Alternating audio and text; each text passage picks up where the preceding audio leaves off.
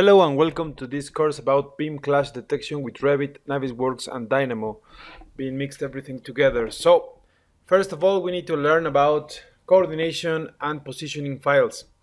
So the first thing we're going to do, we're going to start right away with Revit. And what we want to find is how does the positioning system works here. So I'm just going to get a construction template. And the first thing we need to learn here is how do we coordinate files. So there's, just for a review, for those who already have used the site and the topography, we have the project base point and the project survey point.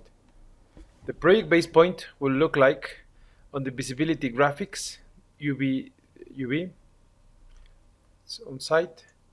The project base point is always 0, 0, 0 from what you're working with.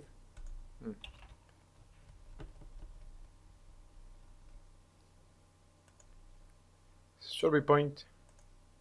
It's a circular shape and it looks like this. It says 0, 0, 0, and this is how it goes for whatever you're working with. So that's the system origin point. The survey point will be used as a reference if you're trying to connect different types of files to coordinate them. So this is a triangle. This works like this. So I just open a file with a construction template. I'm going to save it.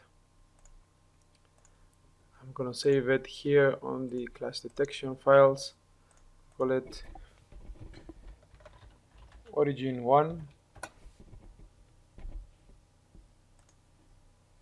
And I'm going to create another file so we can understand that process. So I'm going to have a new one which will be called origin 2. And we want to have them on the same positioning system. So if I check, I have visibility graphics, I have the site, I need to turn off from the site. Remember, it's not a default option to have both turn it on, project base point and project survey point, and I'm going to draw just something different. From here down, whatever we wanted, right? So I'm just going to save this file as origin 02. So if we insert the first file we did with like a link Revit, we will have this having a positioning system from center, origin, and by shared coordinates. The first center will be just as an approximate of the complete size of the model you're looking, but it won't have a clear reference. Origin to origin will be the best guess if you don't know how the file is made, or if you already have a system coordinated, you can use by shared coordinates. So for example, if I did origin, it will look like this, which is the file I just the Revit link and the file I'm working actually. So if I move this file and I wanted to have a different positioning system, for example, I want them to be here. Because it's already set that it is working with the origin, I wanted to have the same coordinate systems. What I have to do is I need to check the Revit link and it will says if it has a shared site. With this shared site I can publish so the coordinates will remain the same, or I can acquire the coordinate system. In this case it's easier if you just publish to the other file, because you will know where you are working and you know how everything is changing. So I'm just going to set up publish.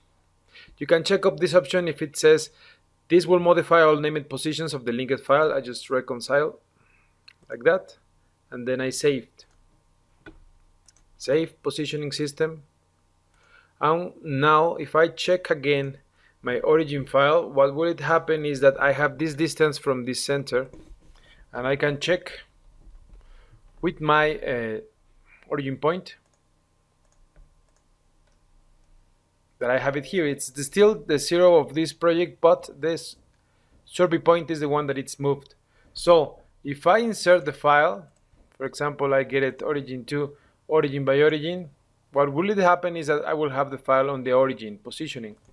But if instead of using that, I set up with the shared coordinate system, what it will happen is that it will respect the shared positioning system that I already had. So this will help us to have a main system of projects. I know it's difficult because sometimes all the files cannot be coordinated to the same working system, even though they are split somehow. But if you get on the first level all the projects with the same origin positions, that will help you save a lot of time. If you cannot do that, you can use the sharing coordinate system. If you cannot do that, still there's a reference from numbers that we will be seeing on next classes.